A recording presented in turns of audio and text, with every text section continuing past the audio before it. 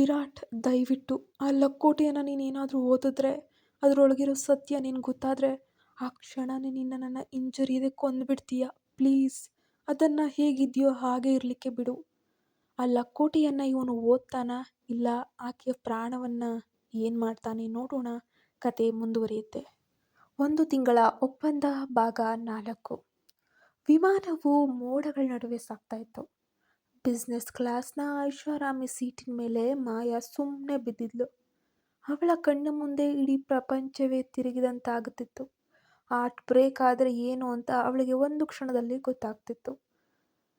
ಹೃದಯ ನೂರಾರು ಚೂರುಗಳಾಗಿ ಹೊಡೆದು ಹೋದರೂ ಆ ನೋವನ್ನು ಹೊರಹಾಕಲು ಅವಳಿಗೆ ಸಾಧ್ಯವೇ ಇರಲಿಲ್ಲ. ತನ್ನ ಕಣ್ಣೀರನ್ನು ಬಲವಂತವಾಗಿ ಅದುಮಿಟ್ಟುಕೊಂಡು ಮುಖದ ಮೇಲೆ ಒಂದು ಸುಳ್ಳು ನಗೆಯನ್ನು ತಂದುಕೊಂಡ್ಳು ಮಾಯಾ. ಎದುರುಗಿದ್ದ ವಿರಾಟ್ನ ಕಣ್ಣುಗಳನ್ನು ದಿಟ್ಟಿಸಿ ನೋಡ್ತಾ ಇದ್ದಾಳೆ. ನೋಡುತ್ತಾ ಹಾಗೆ ಕೇಳಿದ್ಲು, ಏನಾಯ್ತು ವಿರಾಟ್? ಯಾಕಿಷ್ಟು ಮೌನವಾಗಿದ್ದೀಯಾ? ಇಷ್ಟೊಂದು ಕೋಪದಲ್ಲಿದ್ದೀಯಾ? ನನ್ನಂತಹ ಒಬ್ಬ ಅತಿ ಸಾಮಾನ್ಯ ಲೋಕಲ್ ಕಾಲ್ಗರ್ಲ ವಿಷಯಕ್ಕೆ ನೀನು ಯಾಕೆ ಇಷ್ಟೊಂದು ತಲೆ ಕೆಡಿಸ್ಕೊಳ್ತಾ ಇದೀಯಾ? ಮರ್ತು ಬಿಡು ವಿರಾಟ್, ನಾವೀಗ ಗಂಡ ಹೆಂಡತಿ ಅಲ್ಲ. ನನಗೆ ನಿನಗೆ ಡೈವರ್ಸ್ ಆಗಿದೆ. ನನಗೆ ಡೈವರ್ಸ್ ಕೊಟ್ಟಿದ್ದು ನೀನೇ ಅನ್ನೋದು ನೆನಪಿರಲಿ ಅಂತ ಹೇಳಿದ್ಲು. ವಿರಾಟ್ ಕೋಪದಿಂದ ಕೆಳಗೆ ಬಾಗಿ ಅವಳ ಕೂದಲನ್ನು ಬಲವಾಗಿ ಹಿಡಿದು ಎಳೆದ. ನೋಡು ಮಾಯಾ, ನೀನು ಇಂಥವಳು ಅಂತ ನನಗೆ ಮೊದಲೇ ಗೊತ್ತಿದ್ದರೆ ನನ್ನ ಅಜ್ಜ ಎಷ್ಟೇ ಒತ್ತಾಯ ಮಾಡಿದ್ರು, ಏನೇ ಆಗಿದ್ರು, ಇಡೀ ಪ್ರಪಂಚವೇ ನನ್ನ ಹಿಂದೆ ಬಿದ್ದಿದ್ರು ನಾನು ನಿನ್ನನ್ನು ಖಂಡಿತ ಮದುವೆ ಆಗ್ತಾ ಇರಲಿಲ್ಲ. ನೀನು ಬರೀ ಹೊಲಸು ಹೆಣ್ಣು ಅಷ್ಟೆ. ಅದನ್ನು ಬಾಯಿಯಿಂದ ಹೇಳೋಕೆ ಅಸಾಧ್ಯ. ನಿನ್ನನ್ನು ಬೈಯೋಕೆ ಎಂತಹ ಕೆಟ್ಟ ಪದಗಳು ಉಪಯೋಗಿಸಿದ್ರು ಕೂಡ ಕಮ್ಮಿಯೇ. ಆ ಮಾತುಗಳು ಮಾಯಾಳ ಎದೆಗೆ ನೇರವಾಗಿ ನಾಟಿದ್ವು. ಒಳಗಿನಿಂದ ಅವಳು ಬಹುಶಃ ಸತ್ತು ಹೋದ ಅನುಭವ ಆ ಕ್ಷಣದಲ್ಲಿ ಅವಳಿಗಾಯ್ತಿತ್ತು. ಆದರೂ ಕೂಡ ಸೋಲೊಪ್ಪದವಳಂತೆ ನಗುತ್ತಾ, ಓಹೋ, ನನ್ನನ್ನು ಮದುವೆಯಾಗಲು ನಿನಗೆ ನಾಚಿಕೆಯಾಗುತ್ತೆ. ಆದರೆ ಪ್ರತಿದಿನ ಪ್ರತಿ ರಾತ್ರಿ ನನ್ನ ಜೊತೆ ಮಂಚವನ್ನು ಹಂಚ್ಕೊಳ್ಳೋಕೆ ನಿನಗೆ ನಾಚಿಕೆ ಅನ್ನೋದು ಆಗೋದೇ ಇಲ್ವಾ? ಇದೇ ಅಲ್ವಾ ನಿಮ್ಮ ಗಂಡಸರ ಗುಣ. ಹೊರಗಡೆ ಹೋಗಿ ಎಲ್ಲ ಹುಡುಗಿಯರ ಜೊತೆ ಚೆಲ್ಲಾಟ ಆಡ್ಕೊಂಡು ಬರ್ತೀರಿ. ಆದರೆ ಮನೆಗೆ ಬರೋಕ್ಕೆ ಮಾತ್ರ ಹೆಂಡತಿ ಮಾತ್ರ ತುಂಬ ಪತಿವ್ರತಿಯಾಗಿರಬೇಕು, ಏಕಪತಿ ವ್ರತಸ್ಥಿಯಾಗಿರಬೇಕು ಅಂತ ಬಯಸ್ತೀರ. ನಿಮ್ಮ ಆಸೆಗಳನ್ನೆಲ್ಲ ತೀರಿಸೋಕೆ ಯಾವುದೋ ಒಬ್ಬ ಹೆಣ್ಣು ಸಾಲಲ್ವಂತೆ. ಅದಕ್ಕೆ ಅಲ್ವಾ ನಮ್ಮಂಥವರನ್ನು ಈ ಕೆಸರಿಗೆ ದೂಡೋದು ನೀವು? ವಿರಾಟ್ ಅವಳ ಕೂದಲನ್ನು ಬಿಟ್ಟು ಸೀಟಿನ ಮೇಲೆ ಹಿಂದಕ್ಕೆ ತಳ್ಳಿಬಿಟ್ಟ. ತುಂಬ ಅಸಹ್ಯದಿಂದ ಮುಖವನ್ನು ಸಿಂಡರಿಸಿಕೊಂಡ. ನಿಜವಾಗ್ಲೂ ನನ್ನ ನೋಡಿದರೆ ನನಗೆ ವಾಕರಿಕೆ ಬರುತ್ತೆ ಎಂದು ಅಲ್ಲಿಂದ ಹೋಗಲು ಹೊರಟ. ಮಾಯಾ ಎದ್ದು ನಿಂತು ಜೋರಾಗಿ ಕಿರಿಚಿಬಿಟ್ಲು. ಅವಳಿಗೆ ಅದೆಲ್ಲಿಂದ ಬಂತು ಆ ಕೋಪ. ನನ್ನ ಮೇಲೆ ನಿನಗೆ ಅಸಹ್ಯ ಹಾಗಿದ್ರೆ ಯಾಕೆ ನನ್ನನ್ನು ನಿನ್ನ ಜೊತೆಗೆ ಯಾಕೆ ಕರ್ಕೊಂಡ್ಬಂದೆ? ನನ್ನ ಜೊತೆ ಯಾಕೆ ಕರ್ಕೊಂಡು ಹೋಗ್ತಾ ಇದೆಯಾ ವಿರಾಟ್? ಯಾಕೆ? ಈ ಪ್ರಶ್ನೆಗೆ ವಿರಾಟ್ ಹತ್ರ ಉತ್ತರ ಇಲ್ಲ. ಅವನಿಗೆ ಗೊತ್ತಿರಲಿಲ್ಲ ಅವಳನ್ನು ಯಾಕೆ ಬಿಡಲು ಆತನಿಗೆ ಮನಸ್ಸಾಗ್ತಾ ಇಲ್ಲ ಅಂತ. ಅವನ ಒಂದು ಸನ್ನೆಗಾಗಿ ಸಾವಿರಾರು ಹುಡುಗಿಯರು ಕಾಯ್ತಾ ಇರ್ತಾರೆ. ಆದರೂ ಈ ಮಾಯಾಳೆ ಅವನಿಗೆ ಬೇಕು ಅಂದರೆ ಏನು? ಯಾಕೆ ಬೇಕು? ಅವಳ ಮೇಲಿರುವ ದ್ವೇಷನೋ ಅಥವಾ ಬೇಕೆಂಬ ಹಠವೋ ಅಥವಾ ಆಕೆಯನ್ನು ಬೇರ್ಯಾರೂ ಕೂಡ ಮುಟ್ಟಬಾರದು ಅನ್ನೋ ಸ್ವಾರ್ಥವೋ? ಅರ್ಥವೇ ಆಗ್ತಾ ಇರಲಿಲ್ಲ.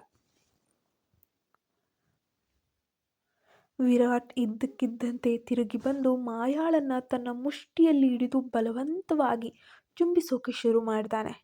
ಆ ವೇಗಕ್ಕೆ ಮಾಯಾ ತುಂಬ ಗಾಬರಿಯಾಗ್ಬಿಡ್ತಾಳೆ. ಆರಂಭದಲ್ಲೇ ಅವಳು ವಿರೋಧಿಸಿದರೂ ಅಂತಿಮವಾಗಿ ಅವಳು ತನ್ನನ್ನು ತಾನೇ ಮರೆತು ಅವನಿಗೆ ಸ್ಪಂದಿಸೋಕೆ ಶುರು ಮಾಡ್ತಾಳೆ. ಆ ಬಿಸ್ನೆಸ್ ಕ್ಲಾಸ್ನಲ್ಲಿ ಅವರಿಬ್ಬರೇ ಇದ್ದರೂ ಇಡೀ ಜಾಗವನ್ನು ವಿರಾಟ್ ಒಬ್ಬನೇ ಬುಕ್ ಮಾಡಿದ್ದ. ಬಟ್ಟೆಗಳು ಅಸ್ತವ್ಯಸ್ತವಾಗಿ ಹರಡಿದ್ವು. ವಿರಾಟ್ ಅವಳ ಮೇಲೆ ತನ್ನ ಕೋಪವನ್ನೆಲ್ಲ ತೀರಿಸ್ಕೊಳ್ತಾ ಇದ್ದ. ನಾನು ನಿನ್ನನ್ನು ದ್ವೇಷಿಸ್ತೇನೆ ಎಂದು ಪದೇ ಪದೇ ಹೇಳ್ತಿದ್ರು.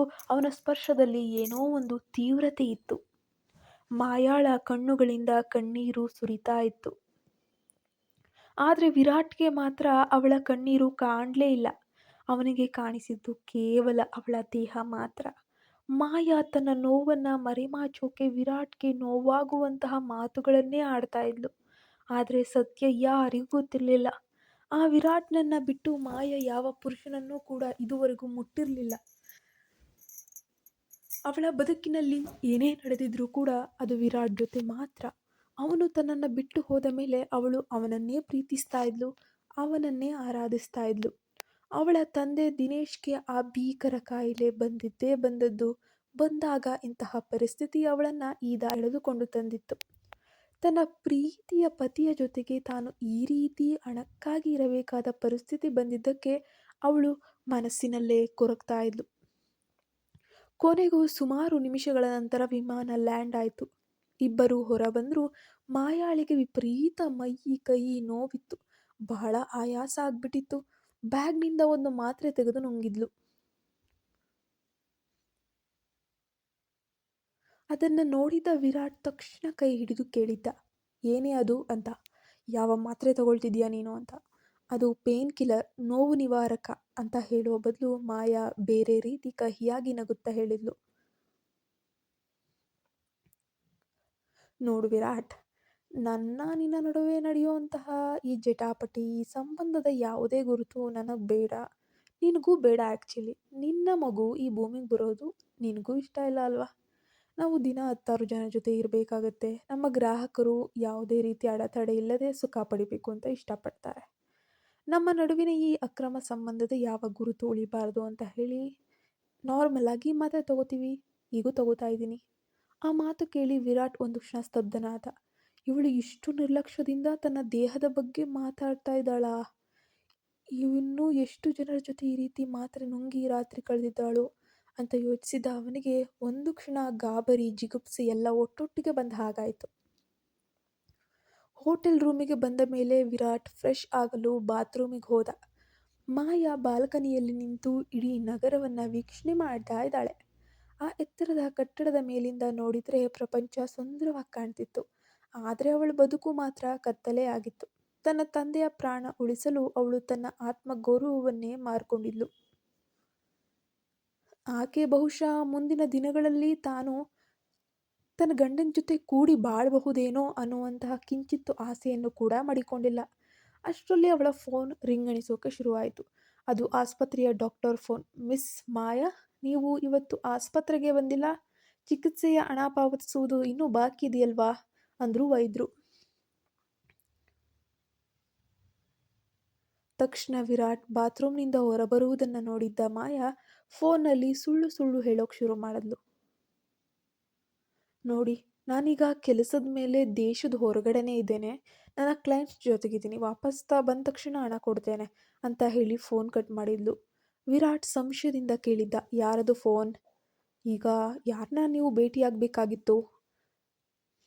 ಮಾಯಾ ಪ್ರತಿ ಕ್ಷಣ ಯಾಕೆ ಗೊತ್ತಿಲ್ಲ ಆತನನ್ನು ತನ್ನ ಮೇಲೆ ಅತೀವವಾಗಿ ಕೋಪಗೊಳ್ಳುವಂತೆ ಮಾತಾಡೋಕ್ಕೆ ಶುರು ಮಾಡ್ತಾಳೆ. ಮಾಯಾ ನಗುತ್ತಾ ಹೇಳಿದ್ಲು, ಅಯ್ಯೋ, ಅವನು ನನ್ನ ಹಳೆಯ ಕ್ಲೈಂಟು. ನಾನು ನಿನಗಿಂತ ಡಬಲ್ ದುಡ್ಡು ಕೊಡ್ತೀನಿ, ಬಾ ಬಾ ಅಂತ ಕರಿತಾ ಇದ್ದಾನೆ. ಆದರೆ ಏನು ಮಾಡೋದು, ನಾನು ನಿನ್ನ ಜೊತೆ 1 ತಿಂಗಳು ಅಗ್ರಿಮೆಂಟ್ ಮಾಡ್ಕೊಂಡೇ ಬಿಟ್ಟಿದ್ದೀನಲ್ಲ. ನಿನ್ನಿಂದ ಮುಕ್ತಿ ಸಿಕ್ಕಿದ ತಕ್ಷಣ ಮೊದಲು ಅವನ ಹತ್ರನೇ ಹೋಗ್ಬೇಕಂತೆ. ಹೋಗ್ತೀನಿ. ಅವನು ಕೇಳಿದ್ದನ್ನೆಲ್ಲ ಕೊಡ್ತಾನೆ. ಅವನು ಯಾವುದು ಕೂಡ ಇಲ್ಲ ಅನ್ನೋದಿಲ್ಲ. ವಿರಾಟ್ ಕೈಯಲ್ಲಿದ್ದ ಟವಲನ್ನು ಜಾರಿ ಕೆಳಗೆ ಬಿದ್ದಿತ್ತು. ಕೋಪ ಅಂತೂ ಅತಿಯಾಗಿ ನೆತ್ತಿಗೇರಿತ್ತು. ಈಕೆ ಪ್ರತಿ ಬಾರಿಯೂ ಕೂಡ ಈ ರೀತಿ ಮಾತಾಡೋದು ಆತನಿಗೆ ಸಹಿಸೋಕೆ ಅಸಾಧ್ಯವಾಗಿತ್ತು. ಮಾಯಾಳನ್ನು ಹಾಸಿಗೆ ಮೇಲೆ ತಳ್ಳಿ ಅವಳ ಕೈಗಳನ್ನು ಬಿಗಿಯಾಗಿ ಹಿಡಿದು ಅಂದ, ನಿನಗೆ ಹಣವೇ ಮುಖ್ಯ ಅಲ್ವಾ? ಸರಿ, ಈಗ ನನ್ನ ಆಸೆಯನ್ನು ತೀರಿಸುಬಾ. ಮಾಯಾಳ ಕಣ್ಣುಗಳಲ್ಲಿ ನೋವಿತ್ತು. ಆದರೆ ಅವಳು ಅದನ್ನು ತೋರಿಸಲಿಲ್ಲ. ಖಂಡಿತ ಪ್ರಿಯತಮ, ಶುರು ಮಾಡೋಣ ಎಂದು ಅವನ ಮೇಲೆ ಹತ್ತಿದ್ಲು. ಆ ರಾತ್ರಿ ವಿರಾಟ್ ತನ್ನ ಇಡೀ ದ್ವೇಷವನ್ನು ಅವಳ ಮೇಲೆ ತೋರಿಸಿದ್ದ. ಅವನು ಕ್ರೂರಿಯಂತೆ ವರ್ತಿಸಿದರೂ ಕೂಡ ಅವಳು ಸುಮ್ಮನೆ ಸಹಿಸಿಕೊಂಡ್ಳು. ಕೊನೆಗೆ ವಿರಾಟ್ ಸುಸ್ತಾಗಿ ನೆಲದ ಮೇಲೆ ಕುಳಿತ. ಆದರೂ ಒಮ್ಮೆ ಅವನು ತನ್ನ ಬಗ್ಗೆ ತಾನು ಯೋಚಿಸಿದಾಗ ತನ್ನ ವರ್ತನೆಯ ಬಗೆಯೇ ಆತನಿಗೆ ಅಸಹ್ಯ ಹುಟ್ಟುತ್ತೆ. ನಾನು ಯಾಕೆ ಹೀಗೆ ಮಾಡ್ತಾ ಇದ್ದೀನಿ? ಅವಳು ಒಂದು ಹೆಣ್ಣು, ಅವಳು ಹಣಕ್ಕಾಗಿ ಬಂದವಳು ಅಂದ ಮೇಲೆ ನನಗೆ ಯಾಕೆಷ್ಟು ಕೋಪ ಬರ್ತಾ ಇದೆ ಎಂದು ತನ್ನ ತಲೆ ಹಿಡಿದು ಕುಳಿತುಕೊಂಡ್ಬಿಡ್ತಾನೆ. ಅವನು ರೂಮಿನಿಂದ ಹೊರಗೆ ಹೋಗುವಾಗ ಮಲಗಿದಂತೆ ನಟಿಸ್ತಿದ್ದ ಮಾಯಾಳ ಮುಖವನ್ನು ನೋಡ್ತಾನೆ. ಅವಳ ಮುಖದಲ್ಲಿನ ಮೌನ ಏನೋ ಹೇಳ್ತಿತ್ತು.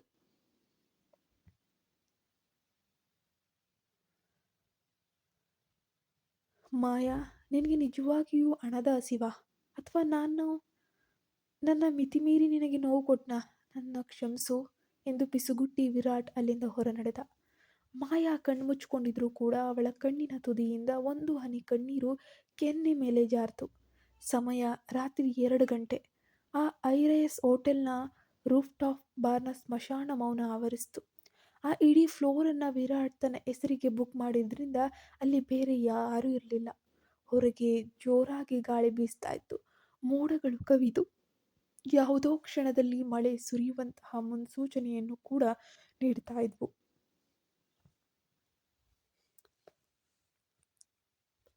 ವಿರಾಟ್ ತನ್ನ ಶರ್ಟ್ನ ಮೇಲಿನ ಗುಂಡಿಗಳನ್ನು ಬಿಚ್ಚಿ ವಿಪರೀತ ಒತ್ತಡದಲ್ಲಿದ್ದವನಂತೆ ಮಧ್ಯದ ಗ್ಲಾಸ್ಗೆ ಕೈ ಹಾಕಿದ್ದ. ಅವನ ಕಣ್ಣುಗಳಲ್ಲಿ ಸಿಟ್ಟು ಮತ್ತು ಗೊಂದಲದ ಮಿಶ್ರಣ ಅನ್ನೋದು ಅತೀವವಾಗೇ ಇತ್ತು. ಮಾಯಾ ಆಡಿದ ಪ್ರತಿಯೊಂದು ಮಾತು ಅವನ ಕಿವಿಯಲ್ಲಿ ಗುಯ್ಯಂತಾಯ್ತು. ಅದೇ ಹೊತ್ತಿಗೆ ಮಾಯಾ ಮೈಕೈ ನೋವಿನಿಂದ ನರಳುತ್ತಾ ಬಾಲ್ಕನಿಯ ಕಡೆಗೆ ಬಂದ್ಲು. ರೂಮಿನಲ್ಲಿ ಅವಳಿಗೆ ಉಸಿರುಗಟ್ಟಿದಂತಾಗ್ತಾ ಇತ್ತು. ಅವಳಿಗೆ ತನ್ನ ಮೆಡಿಸಿನ್ ಬೇಕಿತ್ತು ಅಷ್ಟೆ. ಆದರೆ ವಿರಾಟ್ ಅಲ್ಲಿರುವುದರಿಂದ ಅವಳು ಒಳಗೆ ಹೋಗಿ ತುಂಬ ಹಿಂಜರಿತಾ ಇದ್ಲು. ಕೊನೆಗೆ ವಿಧಿ ಇಲ್ಲದೆ ಬಾರ್ ಕೌಂಟರ್ ಹತ್ರ ಬಂದು ನಿಂತ್ಕೊಂಡ್ಲು. ಇಬ್ಬರು ಒಬ್ಬರನ್ನೊಬ್ಬರು ಎದುರಿಸಲು ಇಷ್ಟವಿಲ್ಲದಿದ್ರೂ ಆ ವಿಧಿಯೇ ಅವರನ್ನ ಅಷ್ಟು ಹತ್ತಿರ ತಂದು ನಿಲ್ಲಿಸಿತು. ವಿರಾಟ್ ಪಕ್ಕದಲ್ಲಿದ್ದ ಟೇಬಲ್ ಮೇಲೆ ಒಂದು ಹಳೆಯ ಫೋಟೋ ಮತ್ತು ಒಂದು ಬಿಳಿ ಬಣ್ಣದ ಕಾನ್ಫಿಡೆನ್ಷಿಯಲ್ ಎನ್ವೆಲಪ್ ಇತ್ತು. ಮಾಯಾಳ ಕಣ್ಣು ಅದರ ಮೇಲೆ ಬೀಳುತ್ತೆ. ಅದರಲ್ಲಿ ಅವಳ ಭೂತಕಾಲದ ಯಾವುದೋ ಒಂದು ದೊಡ್ಡ ಸತ್ಯ ಅಡಗಿರುವ ಸುಳಿವು ಕೂಡ ಸಿಗ್ತಾ ಇತ್ತು.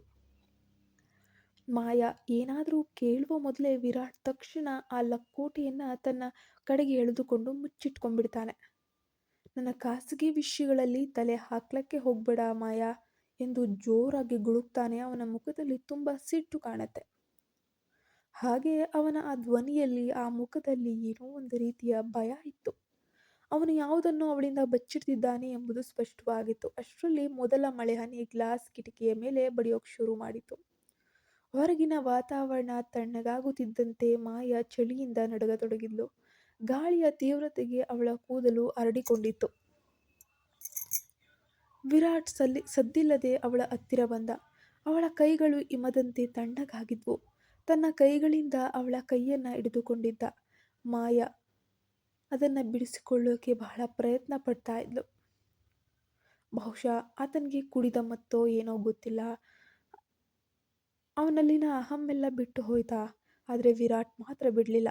ಬಿಡು ವಿರಾಟ್, ಬಿಡು, ನನ್ನನ್ನು ಬಿಡು, ನನಗೆ ನಿನ್ನನ್ನು ನೋಡೋಕೆ ಅಸಹ್ಯ ಆಗ್ತಿದೆ ಅಂದ್ಲು ಮಾಯಾ ಕಣ್ಣು ತಿರುಗಿಸುತ್ತಾ. ವಿರಾಟ್ ಅವಳನ್ನು ತನ್ನ ಕಡೆಗೆ ಎಳೆದುಕೊಂಡ. ಅವಳ ಕುತ್ತಿಗೆಯ ಬಳಿ ಬಿಸಿ ಉಸಿರು ಬಿಡುತ್ತಾ ಕೇಳಿದ್ದ, ಹಾಗಿದ್ರೆ ನನ್ನ ಪಕ್ಕದಲ್ಲಿ, ಅಂದರೆ ಅಕ್ಕಪಕ್ಕದಲ್ಲೇ ಯಾಕೆ ಸುಳಿದಾಡ್ತೀಯ? ನನ್ನ ಸ್ಪರ್ಶಕ್ಕೆ ನಿನ್ನ ದೇಹ ಯಾಕೆ ಹೀಗೆ ಸ್ಪಂದಿಸುತ್ತೆ? ನಾನು ನಿನ್ನನ್ನು ದ್ವೇಷ ಮಾಡೋಕೆ ಹುಟ್ಟಿದವಳು ಅಂದ್ಲು ಮಾಯಾ. ಮಾಯಾ ಧ್ವನಿ ನಡಕ್ತಾ ಇದ್ರೂ ಕೂಡ ಧೈರ್ಯವನ್ನು ತಂದುಕೊಂಡ್ಳು. ಹೌದಾ? ಹಾಗಿದ್ರೆ ನನ್ನ ಉಸಿರು ನಿನ್ನನ್ನು ತಾಕಿದಂತೆ ನಿನ್ನ ಹೃದಯದ ಬಡಿತ ನನಗೇಕೆ ಕೇಳಿಸ್ತಾ ಇದೆ? ವಿರಾಟ್ ಮಾತುಗಳು ಅವಳ ತಲೆಯಲ್ಲಿ ಅಮಲೇರಿಸುವಂತಿದ್ವು. ಇಬ್ಬರ ನಡುವೆ ಬೆಂಕಿಯಂತಹ ಆಕರ್ಷಣೆ ಇತ್ತು. ಅವನು ಅವಳ ತುಟಿಗಳ ಹತ್ತಿರ ಬಂದ. ಇನ್ನೇನು ಚುಂಬಿಸಬೇಕು ಎನ್ನುವಷ್ಟರಲ್ಲೇ ಒಂದು ರೀತಿಯ ರೊಮ್ಯಾಂಟಿಕ್ ಆದ ಟೆನ್ಷನ್ ಆ ಇಡೀ ಜಾಗವನ್ನು ಆವರಿಸಿಕೊಳ್ಳುತ್ತೆ. ಮಾಯಾ ತಕ್ಷಣ ಅವನಿಂದ ದೂರ ಸರಿದು ತನ್ನ ಪರ್ಸ್ನಿಂದ ಆ ಔಷಧದ ಪ್ಯಾಕೆಟನ್ನು ತೆಗೆಯೋಕೆ ಶುರು ಮಾಡ್ತಾಳೆ. ವಿರಾಟ್ ಅವಳ ಕೈಯನ್ನು ತಡೆದು ಆ ಪ್ಯಾಕೆಟನ್ನು ಕಸಿದುಕೊಂಡ. ಈ ಔಷಧ ಯಾಕೆ ಬೇಕು ನಿನಗೆ? ಬಹುಶಃ ಏನನ್ನೋ ಮುಚ್ಚಿಡ್ತಾ ಇದೆಯಾ ನೀನು ಎಂದು ವಿರಾಟ್ ಆ ಪ್ಯಾಕೆಟನ್ನು ತಗೊಳ್ತಾನೆ. ಆ ಪ್ಯಾಕೆಟ್ ಮೇಲಿರುವಂತಹ ಒಂದು ಹೆಸರನ್ನು ಓದೋಕೆ ಪ್ರಯತ್ನ ಪಡ್ತಾನೆ. ಆ ಮಾಯಾಳ ಮುಖ ತಕ್ಷಣ ಬಿಳಿಚಿದಂತೆ ಬೆಳ್ಳಗಾಗೋಯ್ತು. ಸತ್ಯ ಏನಾದರೂ ಗೊತ್ತಾಗ್ಬಿಟ್ರೆ ನನ್ನ ತಂದೆಯ ಚಿಕಿತ್ಸೆ, ನನ್ನ ಪರಿಸ್ಥಿತಿ ಏನು, ಎಲ್ಲವೂ ಬಯಲಾಗ್ಬಿಡುತ್ತೆ ಎಂಬ ಭಯ ಅವಳಲ್ಲಿ ಮೂಡಿತ್ತು. ಮೊದಲ ಬಾರಿಗೆ ಅವಳ ಕಣ್ಣುಗಳಲ್ಲಿ ಸೋಲಿನ ಛಾಯೆ ಕಾಣುತ್ತೆ.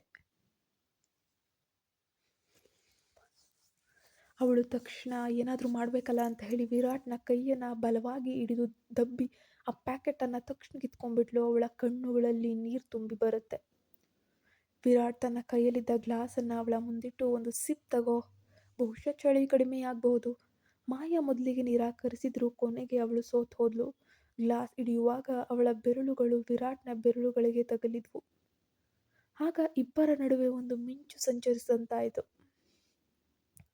ವಿರಾಟ್ ಅವಳ ಕಣ್ಣುಗಳನ್ನೇ ದಿಟ್ಟಿಸಿ ನೋಡ್ತಾ ಇದ್ದ. ಮಾಯಾ, ಅದು ನಿನಗೆ ಇವತ್ತು ಒಂದು ನನ್ನ ವಿಷಯ ತೋರಿಸಲೇಬೇಕು ಅಂತ ಅಂದ್ಕೊಂಡಿದ್ದೀನಿ ಎನ್ನುತ್ತಾ ವಿರಾಟ್ ಆ ಸೀಕ್ರೆಟ್ ಎನ್ವೆಲಪ್ಪನ್ನು ಮತ್ತೆ ಹೊರಗೆ ತೆಗಿತಾನೆ. ಆ ಎನ್ವೆಲಪ್ನಲ್ಲಿ ಏನಿರಬಹುದು? ಮಾಯಾ ತಕ್ಷಣ ಅವನ ಕೈ ಮೇಲೆ ಕೈ ಇಟ್ಟು ತಡೆದ್ಲು.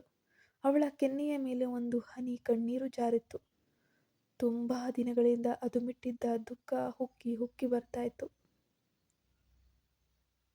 ಅವಳು ಅತಿ ವಿನಯದಿಂದ ಅಷ್ಟೇ ಮರ್ಮವಾಗಿ ಹೇಳಿದ್ಲು, ವಿರಾಟ್, ಆ ಲಕ್ಕೋಟಿಯನ್ನು ನೀನು ಏನಾದರೂ ಓದಿದ್ರೆ ಅಥವಾ ಅದರೊಳಗಿರೋ ಸತ್ಯ ನಿನಗೆ ಗೊತ್ತಾದರೆ ಆ ಕ್ಷಣವೇ ನೀನು ನನ್ನ ಹಿಂಜರಿಯದೆ ಕೊಂದು ಬಿಡ್ತೀಯ. ಪ್ಲೀಸ್, ದಯವಿಟ್ಟು ಅದನ್ನು ಹಾಗೇ ಇರಲಿಕ್ಕೆ ಬಿಟ್ಬಿಡು. ವಿರಾಟ್ ಸ್ತಬ್ಧನಾದ. ಆ ಲಕ್ಕೋಟೆಯಲ್ಲಿ ಅಂತಹದ್ದೇನಿದೆ ಮಾಯಾ? ತನ್ನ ಪ್ರಾಣದ ಬಗ್ಗೆ ಯಾಕೆ ಹೀಗೆ ಮಾತಾಡ್ತಾ ಇದ್ದಾಳೆ? ಮಳೆಯ ಸದ್ದು ಜೋರಾಗ್ತಿದ್ರೆ ಅವರಿಬ್ಬರ ನಡುವಿನ ರಹಸ್ಯ ಇನ್ನೂ ಗಹನವಾಯಿತು. ತನ್ನ ಪ್ರಾಣವನ್ನೇ ತೆಗೆಯುವಂತಹ ರಹಸ್ಯವಾದರೂ ಏನಿದೆ ಅದರಲ್ಲಿ? ನೋಡೋಣ, ಸಸ್ಪೆನ್ಸ್ ಮುಂದುವರಿಯುತ್ತೆ. ಕತೆ ನಿಮಗೆ ಬೇಕಾದರೆ ನಮ್ಮ ಚಾನಲ್ಗೆ ಟಕ್ ಅಂತ ಈಗಲೇ ಸಬ್ಸ್ಕ್ರೈಬ್ ಆಗಿಬಿಡಿ. ಇದರಿಂದ ದುಡ್ಡೇನು ಖರ್ಚಾಗಲ್ಲ, ನನಗೆ ಪ್ರೋತ್ಸಾಹ ಸಿಗುತ್ತೆ. ಹಾಗೆ ನಿಮ್ಮ ಅಮೂಲ್ಯವಾದ ಕಮೆಂಟ್ಗಳನ್ನು ಬರೆಯೋದನ್ನು ಮಿಸ್ ಮಾಡಬೇಡಿ. ನಮ್ಮ ಚಾನಲ್ಗೆ ಸಬ್ಸ್ಕ್ರೈಬ್ ಆಗಿ, ನಾಳೆ ಕತೆ ಅಪ್ಲೋಡ್ ಆಗುತ್ತೆ.